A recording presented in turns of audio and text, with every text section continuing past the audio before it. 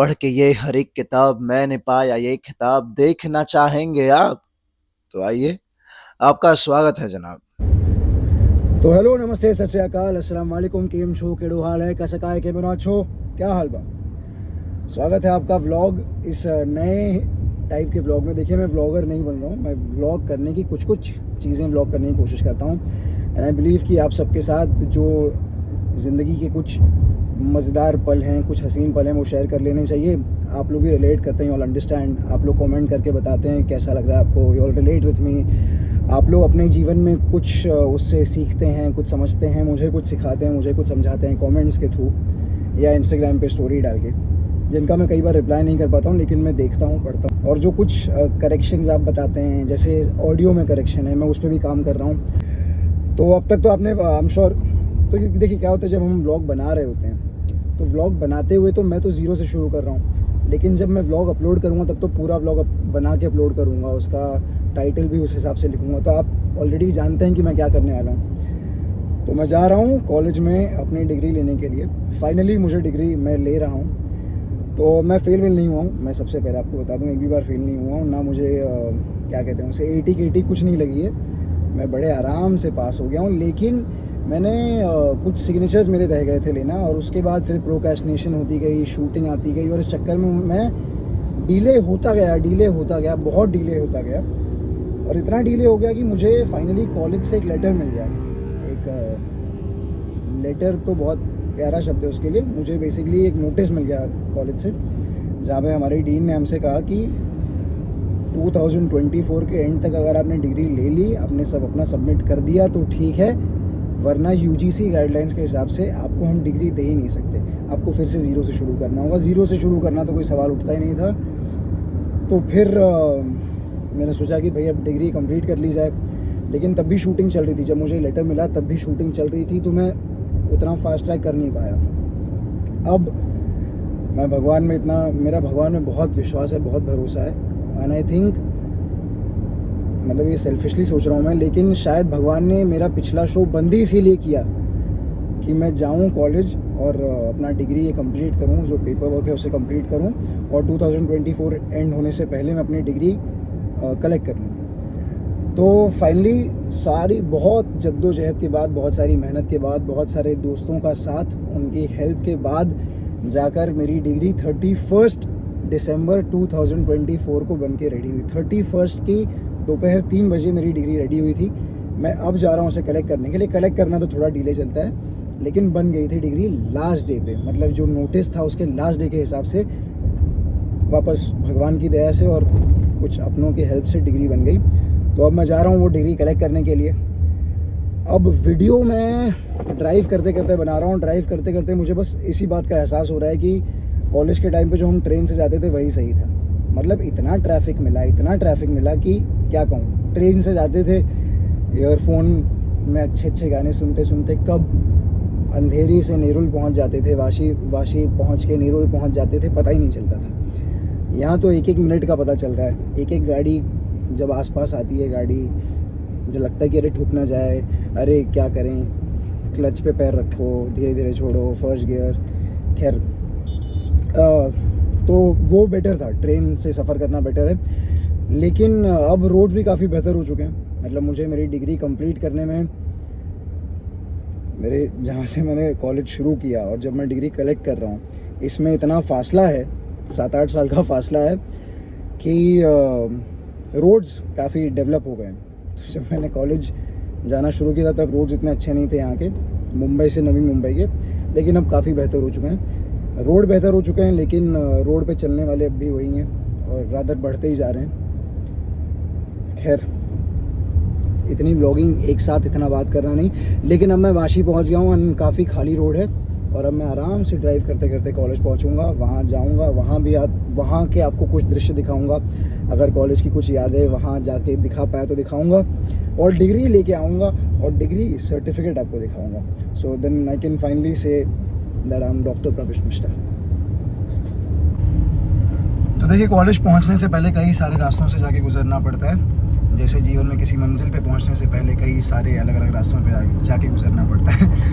तो जैसे ए दिल है मुश्किल का एक जो गाना है उसका एक लाइन है जो मुझे बहुत पसंद है, वो लाइन जो कहते हैं कि सफ़र खूबसूरत है मंजिल से भी। तो वो सफ़र की खूबसूरती का एहसास मुझे इस रोड पे आके होता है। ये नवी मुंबई का पाम बीच रोड है। मैं आपको एक छोटी सी झलक दिखाता हूँ इस रोड की। ये देखिए, ये है पाम बीच रोड। ये जो बिल्डिंग्स हैं ये भी मुझthe बहुत मज़ेदार लगती हैं। और ये जो रोड है यहाँ पे ड्राइव करने का जो मज़ा आता है ना, मैं आपको क्या बताऊँ, मतलब सीमलेस ड्राइविंग। आप एक बार एक्सेलरेटर पे पैर रख दो और हटा भी दो तो भी गाड़ी चलती जाएगी, कोई रेजिस्टेंस नहीं है गाड़ी को, एकदम आराम से चलती जाती है और इतना स्मूथली चलती है कि ड्राइव करने का मज़ा आता है। और दोनों तरफ हरियाली है, दोनों तरफ हरियाली है, तो उस ग्रीनरी में चलने का मज़ा। और अच्छी अच्छी बिल्डिंग्स हैं, अच्छी अच्छी इमारतें हैं which look very aesthetic, which look very beautiful, तो उन्हें देखने का मज़ा। सो ओवरऑल पाम बीच रोड पे गाड़ी चलाने का और गाड़ी में बैठे रहने का, ट्रैवल करने का एक्सपीरियंस मुझे बहुत ज़्यादा पसंद है। तो यही मैं आपके साथ शेयर करना चाहता था। बस कॉलेज मेरा यहाँ से ज़्यादा नहीं 5 मिनट की दूरी पर है। ये हमारे जो मेडिकल कॉलेज है उसके एंट्री का ये गेट है। आगे ही ये जो आप देख रहे हैं ओम श्री गणेशन में शनि भगवान का मंदिर है, बजरंगबली का मंदिर है आगे। तो मैंने उस मंदिर में, एक सेकंड चेहरा अपनी ओर करके आपको बताता हूँ कहानी। तो हाँ, इस गली में आगे शनि भगवान का मंदिर है और साउथ इंडियंस जो अयप्पा स्वामी में मानते हैं, अयप्पा जी का मंदिर है। तो मैं जब पहली बार कॉलेज के एडमिशन के लिए आया था यहाँ पर, तो मैंने मंदिर देखा था, बजरंगबली जी का मंदिर देखा था। और तब मैं शायद इस बात को मैं नोटिस नहीं कर पाया था कि बजरंगबली जी तो बाल सन्यासी हैं, उनसे क्या मांगना चाहिए, उनसे बल बुद्धि विद्या मांगनी चाहिए। लेकिन मैंने बलशाली बुद्धिशाली विद्या वाली लड़की मांग ली उनसे, और उन्हें कहा कि मैं इस मंदिर में तब आऊँगा जब मुझे इस कॉलेज से कोई अच्छी प्यारी गर्लफ्रेंड मिल जाएगी तब। अच्छा, इसके पहले मैंने मन में एक लड़की के बारे में सोच भी लिया था, क्योंकि ओरिएंटेशन के टाइम पे मैंने उस लड़की को देखा था। तो मैंने बजरंगबली जी से कहा कि भगवान, अगर वो लड़की मेरे साथ आएगी तब मैं इस मंदिर में आऊँगा। ये मंदिर मेरे कॉलेज से 200 मीटर की दूरी पे है, तो बहुत दूर नहीं है। तो मैंने ये सोच लिया था कि जब ये मौका मिलेगा, जब आप ये मौका बनाएंगे भगवान, तब मैं आऊँगा। तो बात क्लियर है, मैं इस मंदिर में आज तक नहीं गया हूँ। देखिए, जो मंदिर ना जाने वाली बात थी, ये कुछ हद तक सही है, कुछ समय के लिए सही है। मतलब मैं जब फर्स्ट ईयर में मैंने उस लड़की को इशारे में बताया कि देखो, मैं I have a crush on you, I kind of like you, मैं तुम्हें पसंद करता हूँ। तो उस लड़की ने मना नहीं किया, लेकिन जो रिस्पॉन्स मैं चाह रहा था वो रिस्पॉन्स मुझे मिला नहीं। तो मैं, देखिए, जिसको हम पसंद करते हैं उससे हम नाराज़ हो नहीं पाते। तो मैं उस लड़की से तो नाराज़ नहीं हुआ, लेकिन मैं बजरंगबली जी से नाराज़ हो गया, मैं हनुमान जी से नाराज़ हो गया कि भगवान, मैंने इतने भोले प्यारे मन से आपसे एक चीज़ मांगी और आप हैं कि मेरी मुराद ही पूरी नहीं कर रहे, इसलिए मैं आपके मंदिर नहीं जाऊँगा। लेकिन कुछ समय बाद जब मुझे पता चला कि हनुमान जी से क्या मांगना चाहिए, इसकी समझदारी मुझे होनी चाहिए, जब मुझे समझ में आया, जब मुझे पता चला कि हनुमान जी तो बाल सन्यासी हैं, उनसे मैं क्या मांग रहा हूँ, तो फिर मैं मंदिर गया, उनसे माफ़ी मांगी मैंने। और फिर मैंने हनुमान जी से कहा कि हनुमान जी, आप मुझे कोई सुंदर सुशील सुकन्या मत दीजिए, आप मुझे बल बुद्धि और विद्या दे दीजिए, जो हनुमान चालीसा में हम उनसे मांगते हैं, आप बस वो दे दीजिए। एक बार बल बुद्धि विद्या आ गई तो फिर विद्या, पूजा, आराधना, साक्षी, मैं आप लोग को लड़की का नाम अभी नहीं बताऊंगा, जो भी वो लड़की है वो आ ही जाएगी। तो आप बस बल बुद्धि और विद्या देने का काम कीजिए। एक बार जब हमारा बाग, हमारा गार्डन महकने लगेगा तो मधुमक्खियाँ अपने आप ही आने लगेंगी। कॉलेज पहुंचते ही मुझे पता चला कि डिग्री पाने के लिए सिर्फ 5 साल की मेहनत और पेशेंस ही काफ़ी नहीं था। मुझे थोड़ा और पेपर वर्क भी करना था और कुछ समय का इंतज़ार और करना था। तो फिर मैंने सोचा कि जब तक इंतज़ार कर रहे हैं तब तक मैं आपको अपने कॉलेज की हर एक गली दिखाऊं, हर एक चौबारा दिखाऊं, हर एक गली, हर एक चौबारा जहां आना ना दोबारा। मैं नहीं जानता जहां दोबारा कब आऊँगा। तो चलिए मेरे साथ कॉलेज की कुछ जगहें दिखाऊं। तो अभी मैं कॉलेज कैंपस के जिस हिस्से में आया हूँ, आप लोग थोड़ा बहुत आगे पीछे देख के समझ गए होंगे, जो लोग नहीं समझे उनको बस 10 सेकंड में सब कुछ समझ में आ जाएगा। तो यहाँ पर हम कॉलेज के बाद या कभी कभी लेक्चर बंक करके यहाँ पे आके बैठते थे और इतना सुंदर नज़ारा, इतना पीसफुल नज़ारा होता था कि क्या बताऊँ। और कई बार ये नज़ारा इतना पीसफुल नहीं होता था, यहाँ बहुत शोर शराबा भी होता था। तो ये देखिए, ये है मेरे कॉलेज का स्टेडियम ग्राउंड। एक्चुअली कॉलेज का नहीं, ये डी.वाई. पाटिल स्टेडियम है। डी.वाई. पाटिल स्टेडियम काफ़ी समय तक मुंबई का होम ग्राउंड रहा है आईपीएल में। तो वानखेड़े और डी.वाई. पाटिल स्टेडियम दोनों हुआ करते थे। उसके बाद फिर पुणे की जब टीम आई तो फिर ये पुणे का होम ग्राउंड बन गया। तो यहाँ पर हम कई बार आते थे लेक्चर बंक करके या कॉलेज होने के बाद। और जब हम कॉलेज में थे, जब मैं कॉलेज में था, तब यहाँ पर FIFA under-19 women's world cup भी हुआ था। तो हम वहाँ पर वॉलंटियर्स बने थे, कुछ लोग फिजियोथेरेपी वॉलंटियर्स बने थे, कुछ लोग एडमिन के बने थे। फ़िलहाल जो आप पीछे देख रहे हैं, जो तैयारियाँ चल रही हैं, ये अभी बहुत जल्द यहाँ पे कोल्डप्ले का कॉन्सर्ट होने वाला है डी.वाई. पाटिल स्टेडियम में। कोल्डप्ले का कॉन्सर्ट, वही कॉन्सर्ट जिसकी टिकटें बहुत लोग को नहीं मिली। आप लोग मुझे मत बोलिएगा, मुझसे रिक्वेस्ट मत कीजिएगा कि मैं कोई कहीं से सोर्स लगा के या कोई कॉन्टैक्ट्स का यूज़ करके आपको टिकट दिलवा सकूँ। मुझे भी नहीं मिली है टिकट, मिली है पर सिर्फ मेरे भर की मिली है। खैर, तो ये है डी.वाई. पाटिल स्टेडियम। यहाँ पर हम फीफा अंडर-19 वर्ल्ड कप हमने परफॉर्म किया था उसमें एज वॉलंटियर्स या फिजियोथेरेपिस्ट, और काफ़ी सारे मैचेस यहाँ पे खेले गए हैं हमारे कॉलेज के ग्राउंड पे। जब सेकेंड ईयर में था, तब यहाँ पे वो एयर इंडिया वर्सेस कोई तो टीम का क्रिकेट मैच हुआ था, जहाँ पे युवराज सिंह आया था। और युवराज सिंह का मैं बहुत बड़ा फ़ैन हूँ। जब से युवराज सिंह ने स्टुअर्ट ब्रॉड को 6 छक्के मारे हैं, तब से मैं युवराज सिंह का बहुत बड़ा फ़ैन बन गया था। तो युवराज सिंह को हम मिले थे यहाँ पे। खैर, स्टेडियम में तो सब प्लेयर्स आते ही हैं, पर मैंने अपनी आंखों से युवराज सिंह को देखा था और सचिन तेंदुलकर को देखा था यहाँ पे। और हाँ, प्रवीण तांबे, जो लोग प्रवीण तांबे को जानते हैं, बहुत ही मज़ेदार क्रिकेटर हैं, ही इज़ अमेजिंग क्रिकेटर। वो मुंबई में खेले हैं।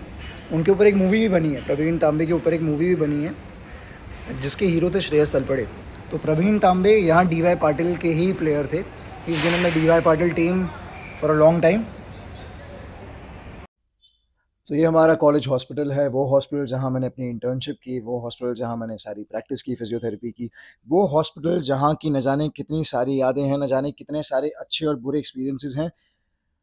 अगर आप सुनना चाहते हैं उन एक्सपीरियंसेस को, तो कमेंट कीजिएगा। आई एम श्योर मैं आने वाले किसी वीडियो में आपको एक्सपीरियंसेस के बारे में बताऊँगा, आपको सुनाऊँगा कितनी, मतलब कुछ डरावनी कहानियाँ हैं, कुछ मज़ेदार कहानियाँ हैं। खैर, तो ये लेजेंड्स कैफ़े हमारे कॉलेज का कैफ़े। लेजेंड्स कैफ़े से होते हुए मैं सीधे अपने कॉलेज की ओर बढ़ चला, अपने फिजियोथेरेपी डिपार्टमेंट की ओर बढ़ चला। लेजेंड्स कैफ़े की बस एक बात बताऊँ, यहाँ पर काफ़ी वक्त बताया हमने, बहुत ही लजीज खाना होता था यहाँ का। यहाँ की भी कुछ कहानियाँ हैं, कुछ किस्से हैं। अगर जानना चाहते हैं तो कमेंट कीजिए, मैं दूसरे किसी वीडियो में पक्का बताऊँगा कैफ़े की कहानियाँ, कॉलेज के किस्से और हॉस्पिटल की कहानियाँ, जो बहुत इंटरेस्टिंग है। लेजेंड्स कैफ़े से होते हुए मैं दौड़ता चल पड़ा अपने डिपार्टमेंट की ओर, अपने फिजियोथेरेपी डिपार्टमेंट की ओर, जहाँ से मुझे फाइनली मेरी डिग्री मिलने वाली थी। तो यहाँ है सामने मेरा फिजियोथेरेपी डिपार्टमेंट, मेरे कॉलेज का फिजियोथेरेपी डिपार्टमेंट। अब मैं आप लोगों को मिलाऊंगा मेरे कॉलेज के बेस्ट फ्रेंड से। तो ये दोस्त इतना ख़ास है कि इसने कभी मेरा साथ छोड़ा ही नहीं। मतलब मैं कॉलेज से निकल जाऊँ, मुझे कॉलेज से पास आउट होके 5 साल हो गए, कॉलेज से मतलब 9 साल हो गए फर्स्ट ईयर से लेके, लेकिन वो फर्स्ट ईयर से लेके अब तक यहीं पर है। आइए मैं मिलाता हूँ आपको अपने ख़ास दोस्त से। हाय बोलो। तो खैर, इस पे हमारे प्रोफेसर्स हमको पढ़ाते थे। मैं आपको बता दूं, जैसे ये ह्यूमरस बोन है जो हमारा शोल्डर का बोन होता है, ये फीमर है जो हमारा थाई बोन होता है। अब आपको थोड़ी फिजियोथेरेपी पढ़नी है, तो बेसिकली हम ऐसे स्केलेटन्स पे पढ़ते थे, हमें पढ़ाया जाता था। ये हमारा, क्योंकि मैं फिजियोथेरेपी स्टूडेंट हूँ, ये हमारा एक्सरसाइज लैब हुआ करता था। यहाँ पे हम एक्सरसाइज हमें सिखाई जाती थी, यहाँ पे हमारे लेक्चर्स होते थे एक्सरसाइज के। तो अभी ये क्लास सूखा वीरान सा पड़ा है, सुनसान सा पड़ा है, लेकिन कभी इस क्लास में हमारे हंसने की, खेलने की और कभी कभार पढ़ाई करने की भी आवाज़ आया करती थी। यहाँ पर हम, ये जो सारे बेड देख रहे हैं आप, यहाँ पर हम लेट जाया करते थे, बैठ जाया करते थे। देखिए, आप लोग सोचेंगे कि मैं क्यों वापस उस लड़की का नाम ले रहा हूँ, लेकिन क्या करूँ, अब कॉलेज में आके यादें ताज़ा हो जा रही हैं। तो बस देखिए, मैं ऐसे ही लेटता था और यहाँ से वहाँ सामने जहाँ भी उस लड़की का ग्रुप प्रैक्टिस कर रहा होता था उन्हें देखता था और देखता ही रहता था। और जब तक देखता था तब तक यहाँ से एंट्रेंस से हमारे कोई प्रोफेसर आ जाया करते थे। और एक दो बार तो मैं पकड़ा गया हूँ, मतलब मैं इतना देखने में कंसंट्रेट करने में मशगूल हो गया था कि आई डेंट रियलाइज़ कि प्रोफेसर अंदर आ गए। और वो मतलब एक बार तो एक सर हैं, वो आए, वो यहाँ खड़े हो गए इतना पास में मेरे, और वो मेरी विज़न को फॉलो करके देखने लगे कि कहाँ देख रहा हूँ। वो फिर उन्होंने पीछे ज़ोर से टपली मारी। तो नसीब से उन्होंने क्लास वालों के सामने नहीं बोला क्या देखा, लेकिन बाद में उन्होंने मुझे अकेले में बुलाया और उन्होंने पूछा कि प्रवेश तुझे वो, नाम अभी नहीं बताऊंगा, तो उन्होंने पूछा कि प्रवेश वो लड़की तुझे पसंद है क्या। तो मैंने बिना झूठ बोले उनसे एक बार में कन्फेस कर लिया। मैंने कहा हाँ सर, पसंद सी है, मतलब अच्छी सी लगती है, पसंद है पूरी तरीके से बोलना सर के सामने मुझे वो नहीं लगा। खैर, तो ये हमारा एक्सरसाइज लैब है, हम एक्सरसाइज थेरेपी पढ़ा करते थे। और मैं आपको बाकी ये भी क्लासरूम्स अगर पॉसिबल हो तो दिखाऊंगा। तो ये हमारा क्लासरूम था। ऐसे ही 3-4 क्लासरूम्स हैं, सब ऐसे ही दिखने वाले। तो इस क्लासरूम में यहाँ प्रोफेसर खड़े होकर पढ़ाया करते थे और पीछे स्टूडेंट्स यहाँ बैठा करते थे। अब आप लोग गेस करिए, सोचिए कि क्या लगता है आपको मैं कहाँ बैठता हूँगा। सोचिए। तब तक मैं सीधे उस जगह पे जाके बैठ जाता हूँ। यहाँ एकदम लास्ट बेंच पे बैठता था। यहाँ मैं बैठता था, यहाँ मेरे बाकी 2-3 दोस्त बैठते थे, कुछ दोस्त यहाँ और कुछ दोस्त आगे, और प्रोफेसर वहाँ एकदम आगे दूर बैठा करती थी।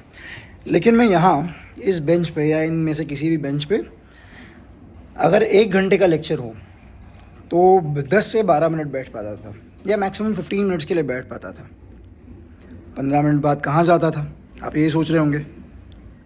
सोचिए। चलिए, अगर नहीं सोच पाया तो बता दूं कि 15 मिनट के लिए तो यहाँ बैठता था। उसके बाद मुझे प्रोफेसर सीधा उठा के यहाँ बिठा दिया करते थे, यहाँ फर्स्ट बेंच पे। लेकिन मैं फर्स्ट बेंच पे भी ना ऐसे नहीं बैठता था, मैं इस बेंच को ऐसे घुमा लिया करता था। अब घुमाने के बाद जो मैं बैठता था, तो यहाँ से प्रोफेसर यहाँ और बाकी की क्लास यहाँ, मतलब पूरी क्लास मेरी विज़न में रहती थी। अब विज़न में पूरी क्लास मैं चाहता था, या पूरी क्लास का कोई एक ख़ास इंसान मैं देखना चाहता था जिसे मैं अपनी पूरी क्लास मानता था। ये तो समझने वाली बात है। समझदार को इशारा काफ़ी होना चाहिए। खैर, तो अभी क्लासरूम में बैठ के कई सालों बाद बहुत सारी यादें ताज़ा हो जा रही हैं, बहुत नॉस्टैल्जिक फील हो रहा है। तो बस जनरली वहाँ बैठती थी वो, जनरली लड़कियाँ उस तरफ बैठा करती थी। वैसे मैं आपको बता दूँ, एक फैक्चुअली चीज़ बताता हूँ। हमारी जो फिज़ियोथेरेपी की क्लास थी उसमें हम लोग 107 स्टूडेंट्स थे, जिसमें हम 8 या 10 लड़के थे, बाकी सब लड़कियां थी।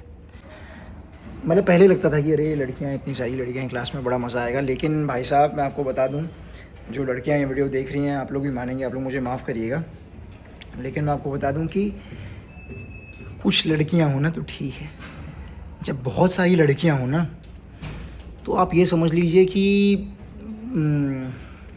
वो ऐसा ही सिचुएशन है कि एक मैन में कई सारी तलवार आ गई हैं। आप लोग समझ रहे हैं? मतलब लड़कियां स्मार्ट होती हैं, लड़कियां हर एक्शन, हर रिएक्शन, हर थॉट सब कुछ समझती हैं, सब कुछ स्कैन करती हैं। तो कई बार लड़कियों के आपस में रहना बड़ा मुश्किल हो जाता है। अगर मेरे कोई क्लासमेट ये वीडियो देख रहे हैं तो आप लोग तुरंत बंद कर दीजिए, क्योंकि आगे मैं कुछ सीक्रेट स्पिल करने वाला हूँ जो आप लोग सुनना नहीं चाहेंगे। तो आई होप क्लासमेट्स ने बंद कर दिया हो। अब आप लोग सुनिए। तो लड़कियां जब क्लास में होती हैं ना, कई सारी, देखिए कुछ क्या ऐसी होती थी ना, मतलब बात बात पे नाराज़ हो जाना, बात बात पे गुस्सा हो जाना। एग्ज़ाम में अगर एग्ज़ाम में, ये मेरे साथ कई बार हुआ, एग्ज़ाम में अगर किसी लड़की को कॉपी करने का मौका ना मिले और उसे कॉपी करने की ज़रूरत है, और उसने देख लिया कि कोई और लड़की कॉपी कर रही है, तो वो तुरंत कंप्लेन कर देती थी कि भाई अच्छा, अगर उसे मौका मिल जाए और दोनों आपस में कॉपी कर रहे हैं तब कोई कंप्लेन नहीं करेगा, लेकिन अगर एक कॉपी कर रही है और दूसरी को मौका नहीं मिल रहा है, तब तो भाई साहब कंप्लेन होनी है। तो लड़कों के सिचुएशन में ये, मतलब लड़कों के केस में ये थोड़ा अलग होता था। अगर हम लड़के देखते थे कि भाई दूसरा वाला कॉपी कर रहा है, दूसरी लड़की कॉपी कर रही है, वो मुझे मौका नहीं मिल रहा है, तो बुरा लगता था कि शिट यार मुझे मौका नहीं मिल रहा, लेकिन कंप्लेन तो कभी नहीं करते थे। खैर, अब ज़्यादातर व्यूअर्स लड़कियां हैं तो मैं लड़कियों की बुराई ज़्यादा नहीं करूँगा। लड़कियां बहुत प्यारी होती हैं, बहुत सुंदर होती हैं, बहुत अच्छी होती हैं, और ये सारी झूठ बोलने के बाद भी एक सच तो है कि लड़कियां स्मार्ट बहुत होती हैं। मतलब लड़कियां इमोशनली बहुत स्मार्ट होती हैं, और प्रैक्टिकलिटी या सोशल स्किल्स में बहुत ज़्यादा मैच्योर होती हैं। तो ये सारी चीज़ें लड़कियों से मैं नहीं छीनना चाहता। खैर, तो यही इसी प्रकार का हमारा क्लासरूम हुआ करता था। यहाँ प्रोफेसर्स खड़े हुआ करते थे और बहुत सारी यादें ताज़ा हो रही हैं। I show you more if possible. और स्टे ट्यून, डिग्री मुझे मिलने वाली है, मैं आपको अपनी डिग्री का फ़ोटो दिखाऊंगा, आपको अपनी डिग्री दिखाऊंगा। तो अभी आप जो नज़ारा देख रहे हैं यहाँ पे, फ़िलहाल फ्लेमिंगोस थोड़े कम हैं और ये सफ़ेद रंग के हैं, पर धीरे धीरे जैसे ठंडी बढ़ती जाती है वैसे यहाँ पर पिंक कलर के, एकदम गुलाबी रंग के सुंदर सुंदर फ्लेमिंगोज आते हैं, और ये पूरा भर जाता है फ्लेमिंगो से। तो इतना सुंदर नज़ारा होता है। मैंने सोचा मेरा कॉन्वोकेशन हुआ नहीं है, कॉन्वोकेशन में जैसे वो टोपी पहन के उड़ते हैं, वो रोब पहन के उड़ाते हैं और दिखाते हैं कि डिग्री मिल गई है।